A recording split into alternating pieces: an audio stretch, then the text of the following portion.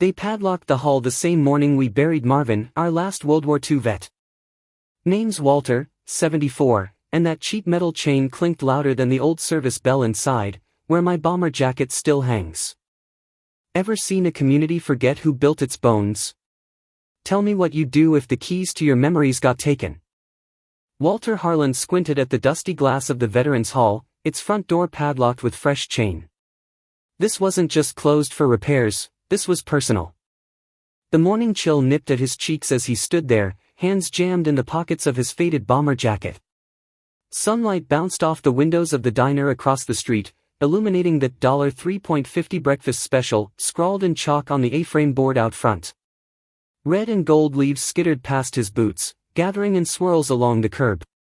Normally by this time, he'd have unlocked the hall, flicked on the heater, and set out a plate of Rachel's muffins before the regulars trickled in. But not today. Behind him, tires crackled against gravel as a Schwinn bike coasted to a stop. "Morning, Mr. Harland." Jimmy called out, hopping off and swinging his patched messenger bag to the front. "Papers here." Walter gave a slow nod, accepting the folded paper with a quiet, "Thanks, son." He barely glanced at the headlines before his eyes returned to the chain coiled around the front handles of the hull. Jimmy followed his gaze and frowned. "They locking it up for winter?" "No," Walter said flatly. "They didn't say anything about that." A rusted mailbox hung loosely beside the door. He opened it out of habit, half expecting it to be empty. Inside sat a neatly folded flyer, too crisp for comfort. His fingers trembled slightly as he unfolded it. Notice, Veterans Hall temporarily closed for upgrades, HOA board. Upgrades? Walter's eyes narrowed. No mention of timelines, no signature, just a seal and a number to call. He pulled his phone from his pocket, a stubborn flip phone with numbers rubbed nearly blank, and dialed. Straight to voicemail. No greeting, no name. He flipped the flyer over. Nothing on the back.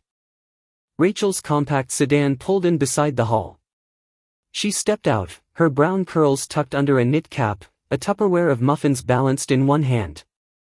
"Walter? What's going on?" "They locked it." Her brow furrowed. "What? Who?" He handed her the flyer. She read it twice, lips pressing into a line. "They didn't even tell us. No email, no call, nothing." More footsteps approached. First came Mrs. Odell from the diner, apron dusted with flour, coffee cup in hand. Then Joe and Barry from down the block, both Vietnam vets in flannel shirts and baseball caps. A small knot of the familiar gathered on the sidewalk, peering through the dusty glass of their gathering place like it had turned into a museum overnight. Walter turned to the group. "Did anyone hear anything about this?" Murmurs. Shakes of heads. A quiet, simmering disbelief. "We always paid for the upkeep ourselves," Mrs. Odell muttered. "They barely lifted a finger. Now they've shut it without warning." The light shifted as clouds rolled over the sun. Rachel tried the HOA number herself, pressing her phone to her ear, only to shake her head moments later. Same. No answer. Walter folded the flyer and slid it into his jacket. "I'll look into it." The group lingered a little longer before drifting away, each reluctant step echoing a kind of loss. Rachel hesitated before leaving. "You okay, Mr. Harland?" He managed a faint smile. "Just cold." She squeezed his arm gently. "We'll figure it out. I'll call around." Walter nodded, but said nothing. Back home, the heater clunked to life with a hollow groan. The house smelled faintly of coffee and dust, and the old clock above the mantel ticked with slow insistence. Walter set his mug down beside a photograph of 6 young men in uniform, grinning in front of a weather-worn tent. The black and white image had dulled, but their eyes still held that same restless spark. He sat in his worn recliner, the leather creaking beneath him, and stared out the window at the hall across the street. The chain glinted in the fading light, taut and final. They didn't even ask. He picked up a yellowed folder marked Deed, 1957, and set it beside his coffee. Cynthia Bellwood stood in crisp heels outside the HOA office, offering Walter a smile as polished as her car's chrome trim. The glass doors parted with a mechanical sigh as Walter stepped into the lobby of the Maple Grove Community Center. Rachel trailed behind him, her fingers still curled around a notepad, jaw tight with unease.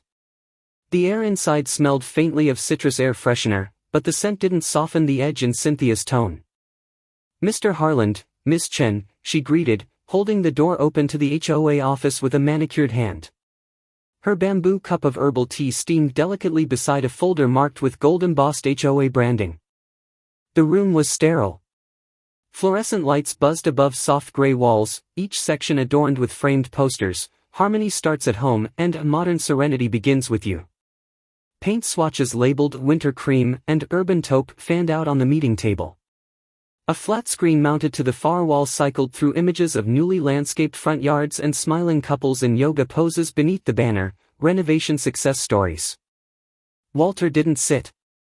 Neither did Rachel. Cynthia gestured toward a set of minimalist chairs. "Let's get started, shall we?" Walter folded his arms. "We're here to talk about the hall." "Of course," Cynthia said, smiling again. "We're excited to share the vision we've developed for that space." Rachel blinked. "Vision?" Cynthia slid a glossy packet across the table. On the front was a digital rendering of the Veterans Hall, transformed.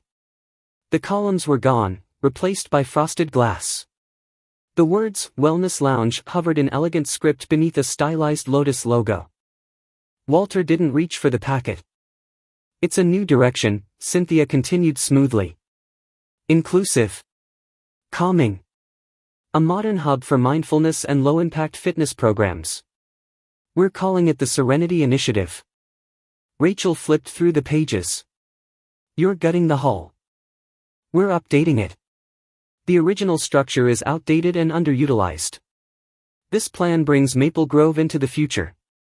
Walter's eyes didn't leave Cynthia's. "You closed it without telling anyone." "We posted notice," she replied. "And upgrades were unanimously supported by the board." "Whose board?" he asked. Cynthia's smile tightened, but she maintained her tone. "The HOA board. We're implementing long-overdue improvements for unified community cohesion. Veterans are, of course, welcome to use the new space." Rachel leaned in. "Do you even have jurisdiction over that property?" Mr. Randall, the only other person in the room, flinched slightly. He hadn't spoken yet, and now seemed more interested in his notebook than the conversation. Cynthia's tone remained pleasant, almost bored. "That's a legal nuance. The hall has always been part of our beautification roadmap." Rachel scoffed. "It's on county land." Walter finally picked up the proposal packet. It was heavier than expected, each page a thick gloss of marketing optimism. He flipped to the final section. "What's this?" Cynthia pulled a separate document from a folder and laid it before him with both hands. "It's just a formality. A termination of usage rights. Our records indicate a transfer occurred in 1972, and this formalizes the transition." Walter scanned the paper. A signature sat at the bottom, his. Except it wasn't. "That's not mine," he said. Cynthia gave a light, condescending laugh. "Well, I'm sure it was signed during one of the earlier board transitions. These things can be foggy."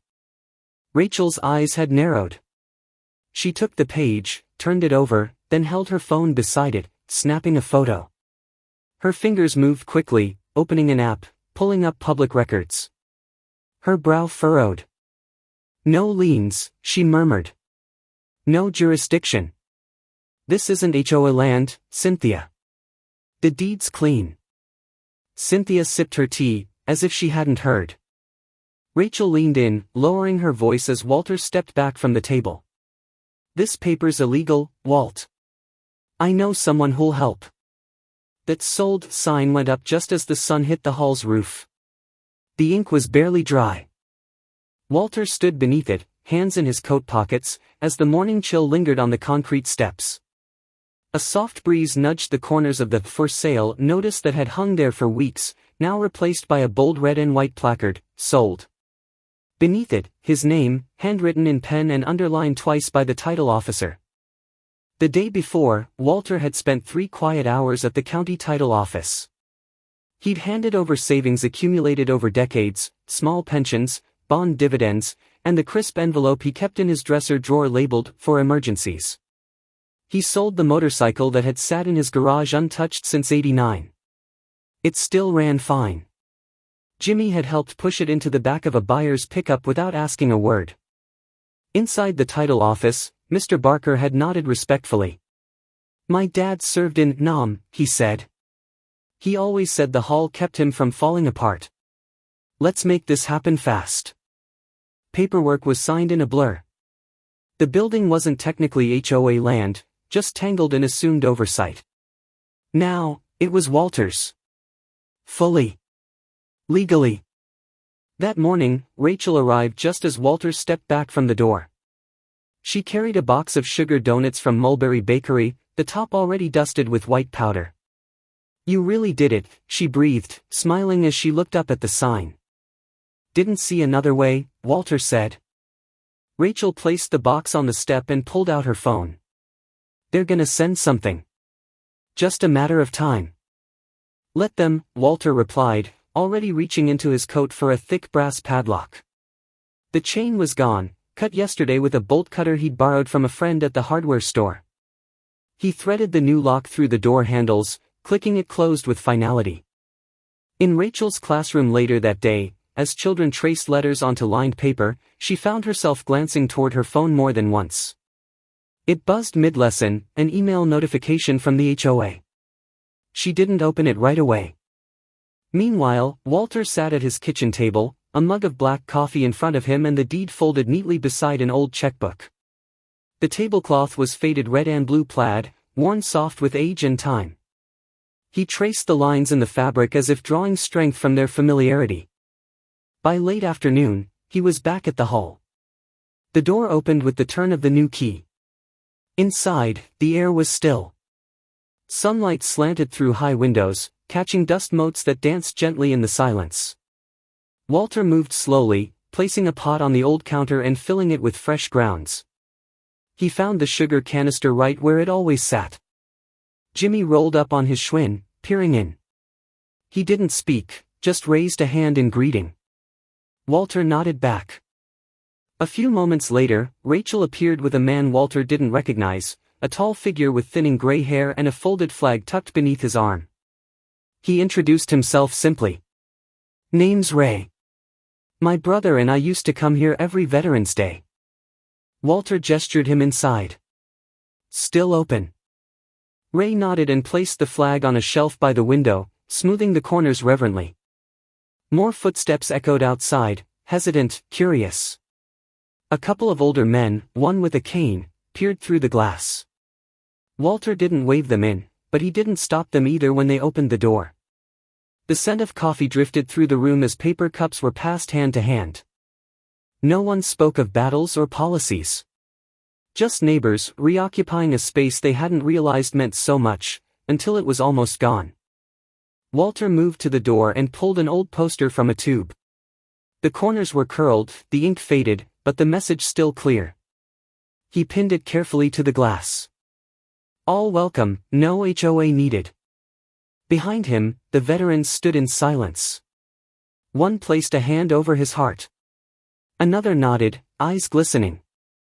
Evening settled in with a golden hush. Rachel's phone buzzed again.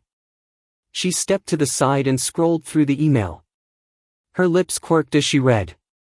HOA complaint #237B, unauthorized use of property, non-conforming civic activity within private parcel. She leaned toward Walter and showed him the screen. They'd made their move. And they'd made a mistake. "They've made a mistake," she said, smiling. The scent of brewed coffee and lemon-scented polish filled the air as Walter opened the hall's doors again, for real, this time. The key turned smoothly in the brass lock, and the door creaked open to the smell of familiarity blended with something fresh. Light from the cloudy sky spilled across the freshly polished wood floors. The walls were still lined with framed photographs, rows of young men in uniform, black and white smiles frozen in time, but the paint was new, a soft cream that made the space feel brighter. Outside, maple leaves swirled in the wind like confetti. Jimmy was crouched by the front steps, carefully smoothing down flag stickers onto the brick. His patched denim elbows stuck out as he leaned forward with focus. Walter nodded at him. Jimmy grinned in return, then stood to admire his work. "Looks better already," the boy said simply. People came slowly at first. A navy cap appeared on the sidewalk, then a pair of walkers clacked against the stone. Mrs. Odell arrived with a foil-wrapped tray, nodding politely at the others as she entered. A chorus of "good mornings" followed, hushed and respectful, like they were returning to something sacred. Inside, Rachel was unfolding chairs near the back. She had brought a portable speaker, now playing Glenn Miller's In the Mood at low volume, the horn section fluttering softly through the room like a memory. She looked up and caught Walter's eye, then beckoned him over with a small wave. "This place," she said, gesturing around, "feels like itself again." Walter glanced around, saying nothing. His eyes lingered on the percolator in the corner, steel, old as anything in the room. Steam already curled upward from its spout, the smell dark and comforting. More veterans arrived. Some moved slow, others with surprising energy. A woman in her 80s handed out napkins embroidered with tiny red poppies. A teenage boy offered slices of apple pie, cut with care. Then came Mr. Darnell, leaning heavily on a cane, his steps deliberate but proud. He wore 2 pins on his collar, World War II and Korea, and clutched a photo frame with both hands. Walter stepped forward and held the door. "Welcome home," he said quietly. Mr. Darnell nodded. "Didn't think I'd see it again." They found a seat for him near the window. Rachel sat beside Walter at the table near the entrance. She tapped her phone and slid it over. "Take a look at this." He squinted. The screen showed a dense document, HOA bylaws. "Clause 8C, she said, pointing. "Doesn't apply to properties deeded to named individuals. They assumed everything here was community designated, but this place never was." Walter raised his eyebrows. "That'll hold." She gave a small smile. "It's better than what they've got." Outside, a sleek black sedan pulled up. Cynthia stepped out, heels clicking on the walkway, her bamboo teacup in hand as usual. She was dressed impeccably, a tailored gray coat brushing her knees, and her expression held just the right note of affected surprise. "Well," she said from the doorframe, "isn't this festive?" No one answered. Conversations continued inside without pause. Mrs. Odell offered a slice of pie to Mr. Darnell, who accepted with trembling hands.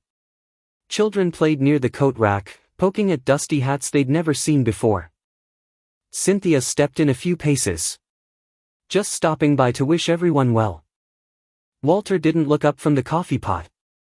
"Then you can be on your way." Rachel stood, moving closer to Cynthia. "This isn't an HOA function. You're a guest here." Cynthia hesitated, as if trying to decide whether to press. Then she gave a tight-lipped smile, turned, and walked back toward the door. The scent of her perfume, citrus and something sharp, lingered only briefly before the air reclaimed its old aroma of percolated beans and lemon polish. Walter waited until the door clicked shut. Then he walked to the front of the room, where the small piano still stood. He didn't play it, he just rested his hand on the smooth edge and cleared his throat. "I'd like to take a moment," he said, voice quiet but steady. "For Marvin." The room hushed. Heads bowed. Mr. Darnell took off his cap. Silence filled the hall like a warm blanket, not empty, but full of meaning. When it ended, there were no speeches. Just nods, and small smiles, and the clinking of coffee cups. Rachel leaned closer to Walter, lowering her voice so only he could hear. "You know she's planning something louder next." The envelope on Walter's doorstep was thick and formal, too formal for Tennessee. It rested on the mat like an uninvited guest, cream-colored and embossed, sealed with a sharp fold that caught the morning light. Walter eyed it for a long second before picking it up. The paper had the heft of bad news. He held it in both hands as he stepped inside, where the sun filtered through his yellowed curtains in quiet stripes. He sat in his recliner, folded open the envelope, and unfolded a citation from the Maple Grove HOA. The top line shouted in bold. Notice of violation, non-compliant renovation, parcel 117A. It went on to list a dozen infractions, each numbered like crimes. The font was large, the language officious, the signature at the bottom a scrawl he recognized, Cynthia Bellwood, HOA president. The fine? $15,000, due in 30 days. Failure to comply would result in property liens and further administrative escalation. He reread it twice. Then once more. The letter shook slightly in his hands, not from fear, but from something heavier. By mid-afternoon, he was at Rachel's kitchen table, a stack of documents beside the cornbread she'd just pulled from the oven. She sliced into it with calm precision, steam rising in curls, and handed him a piece on a napkin. Thinking fuel, she said. Eat. Then we dig. She spread the citation out and began cross-referencing the codes listed with a municipal database open on her laptop. Some of these are real, she muttered. But outdated. This one, Article 9B, approved exterior paint tones, was repealed in 2016. And this? She tapped the page. This one doesn't exist. Walter didn't say much. He just chewed slowly, eyes focused on the lace curtains swaying gently above her sink. A knock came at the side door. Mr. Darnell shuffled in, his cane tapping the tile. Hope I'm not interrupting, he said. Come on in, Rachel waved. We need your memory. He sat slowly, placing a battered folder on the table. Heard about the fine, he said. Reminded me of something. He opened the folder to reveal meeting minutes, typed and faded. A receipt fluttered out, $8.50 labeled Holistic Renewal Weekend, Smoky Hills Spa. He chuckled without mirth. Cynthia called it a planning retreat. Came back with nothing but a suntan. Rachel leafed through the pages. These weren't voted on. Not once, Mr. Darnell said. They called them executive decisions. There were more receipts, yoga instructors, catered brunches, aromatherapy consultants. Not a single expense mentioned anything remotely civic.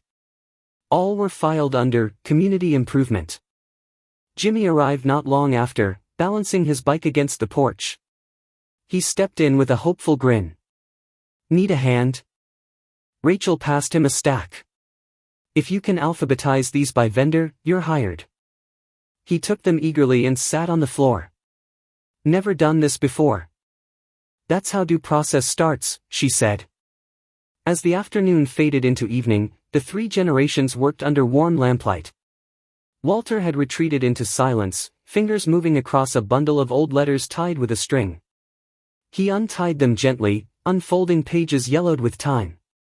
One was in a script he knew by heart, his late wife's handwriting, tidy and looping. You do what's right, Walter, even when no one claps for it. That's the kind of man you are. He let the word settle. The kind of man. The kind of fight. Later that night, he and Rachel returned to the hall porch with a small stack of printed copies. Each receipt, each expense, each line of misuse, bolded, legible, undeniable. They worked in silence, taping each one to the glass of the HOA office across the street. Under flickering security lights, the glass gleamed with evidence. By the time they were done, the door was papered like a protest. Back at Walter's home, he poured a single cup of coffee and watched the sky lighten behind the ridgeline. Leaves rustled faintly in the wind. Somewhere in the distance, a dog barked once. Then, tires. The screech cut through the morning calm like a warning bell. Cynthia's SUV screeched to a stop in front of Walter's home the next morning. You know, Cynthia sneered, the town lets you old folks get away with far too much. The words dropped into the stale air of the community center like a cracked plate. Folded chairs creaked as a few people shifted uncomfortably. A plastic pitcher of lemonade sat untouched on the table beside her, sweating in the afternoon heat. Walter said nothing. He sat beside Rachel in the back row, arms crossed, bomber jacket zipped halfway up. Rachel's expression didn't move, but her fingers tapped a silent rhythm on her thigh. From 3 rows behind, Jimmy's camera lens peered from under the brim of his cap, perfectly angled. Cynthia paced the front of the room, gesturing toward the whiteboard where someone had scrawled, Q4 Vision, Harmony through Modernization. Eyesores, she repeated, sweeping her hand toward a printout of the Veterans Hall taped on the board. We've tolerated them too long. We need spaces that reflect Maple Grove's future.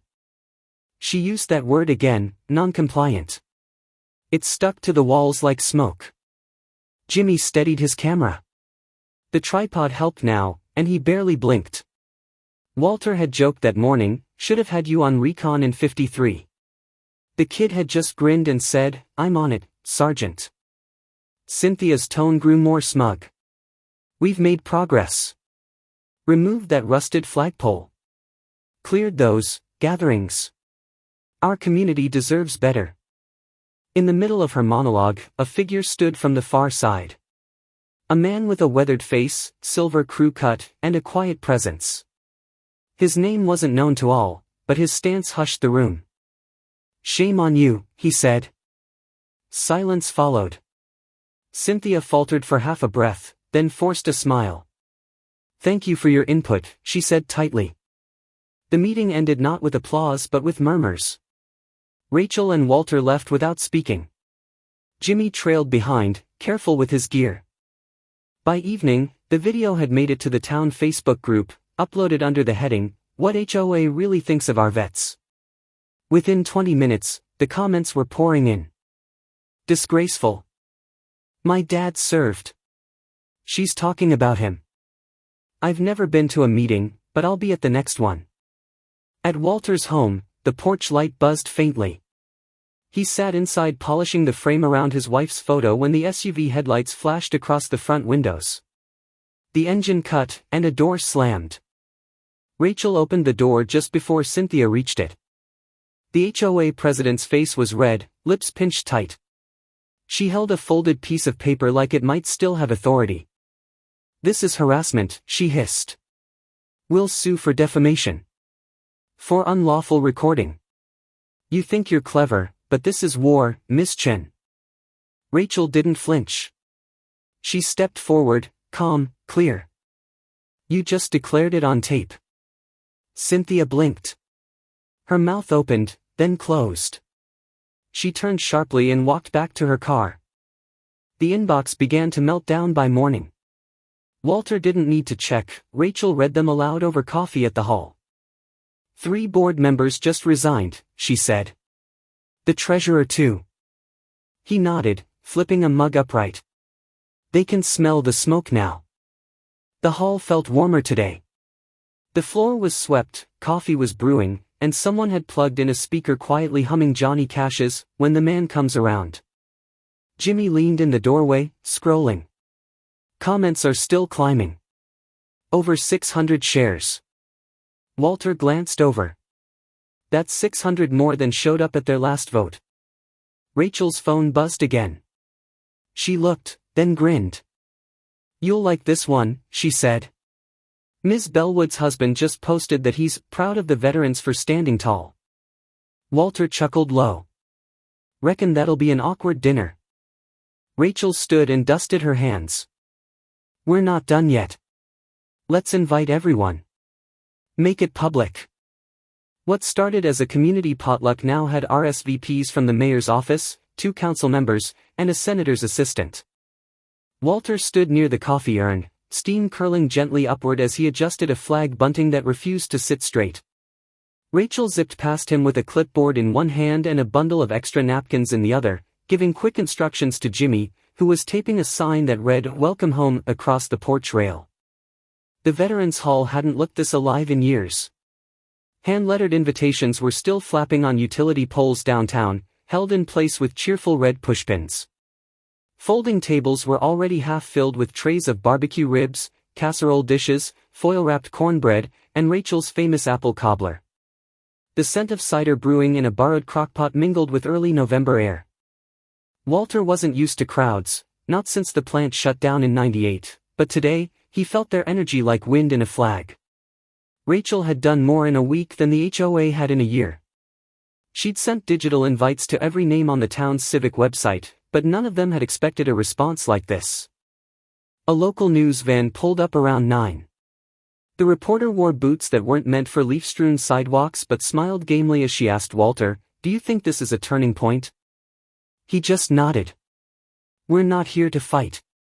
We're here to remember." She smiled, and the cameraman framed the rows of photos now lining the hall walls, black and white portraits of young men and women, many now gone, some sitting quietly in folding chairs nearby. Inside, Mayor Holt stepped up to the microphone. Her tailored coat couldn't hide the small gold pin she wore, a folded flag lapel, in memory of her father. She cleared her throat, eyes scanning the room. "My daddy came home from the Pacific in '45 and helped lay the foundation of this hall. He always said this town's heart beat inside these walls." She paused. "This place doesn't need modernizing. It needs honoring." Councilmember Ruiz, slow with a cane, made his way to a chair beside her. The room stood to greet him, and he wiped his eyes before waving them off. "I'm just glad I lived long enough to come back," he said, voice cracking. In a quiet corner, Walter opened a letter that had arrived that morning.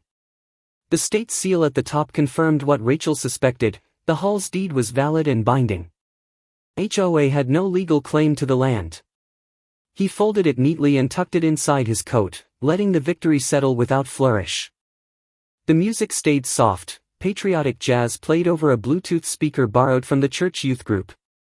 Jimmy floated through the crowd with a box of name tags marked "Veterans First," helping folks pin them onto jackets and vests, some decorated with ribbons, others just worn with time.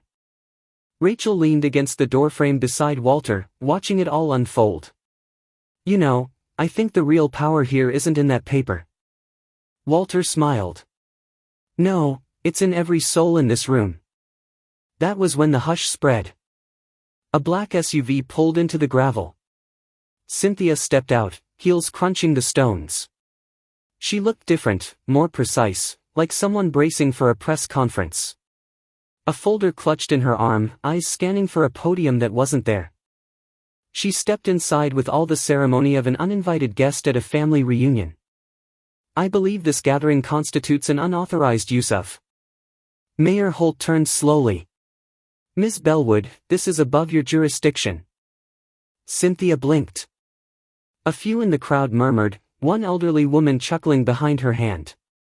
Cynthia looked around, folders still clutched, her words now stuck behind clenched teeth. She turned without another word and exited as quickly as she came. Rachel didn't follow.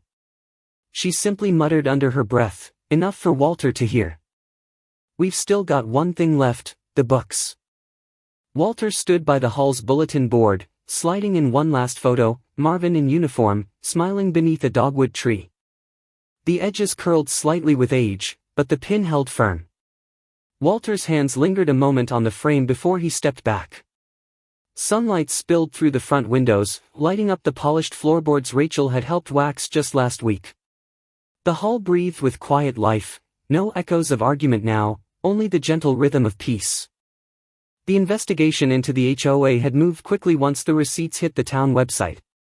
The audit confirmed it, over $30,000 funneled into private events, retreats, and catered luncheons. Cynthia Bellwood, once unshakable in her poise, submitted her resignation 3 days ago. The statement cited health reasons, but the town knew better. Walter never spoke ill of her, not aloud. He didn't have to. The darkened windows of the HOA office spoke louder than any speech. A new board was already being formed, this time, by open vote. One of the flyers still fluttering on Main Street read, "Let's choose our voice together." Rachel moved like she always did, quick feet, quicker mind. That afternoon, she unfurled blueprints for a Veterans and Neighbors Council, designed to ensure transparency and real inclusion. It wasn't flashy, but neither were the people it would serve. Walter had simply nodded when she shared it. "You're building something good," he told her. "That matters." Jimmy arrived just before sunset, a shy kind of pride in his step. He held a narrow wooden plaque, freshly sanded, hand-lettered with woodburn, for standing watch twice. He handed it over without ceremony, cheeks red as the maple leaves swirling outside. Walter chuckled. "Hope you didn't skip algebra for this." Jimmy grinned. "Only homeroom." Rachel had brought pumpkin pie, the crust just slightly overdone, her admitted weakness, and a carafe of decaf coffee spiced with cinnamon. They sat for a while beneath the string lights now strung across the hall's rafters. The air held that late autumn stillness, when the chill hasn't quite pushed people inside but reminds them to savor what's left of warmth. The porch scene came after. Walter eased into his old rocker, wrapped in the faded blanket his wife once kept in the truck. From there, he could see the hall's soft yellow glow, windows gleaming like lanterns in the dusk. Inside his coat pocket sat one last key. He'd had it made at the hardware store 2 days ago, engraved with a tiny R on the edge. When Rachel appeared in the doorway to say goodnight, he held it out without a word. She looked at him, puzzled. He smiled. "Your turn next." She didn't ask what he meant. Just took it with a quiet nod and a look that said she understood more than he could say. As stars rose, a new flyer went up, Community Movie Night, hosted by Veterans Hall. The hall's porch light still glowed long after the last chair was folded and the cider pots washed clean. What began as one man's quiet protest had become a chorus of neighbors, veterans, and voices once ignored, now rising together. When power forgets its purpose, it takes just one honest soul to remind it. A community doesn't need permission to protect what matters. Like an old key turning in a long locked door, the right stand can open more than just a building, it can unlock belonging.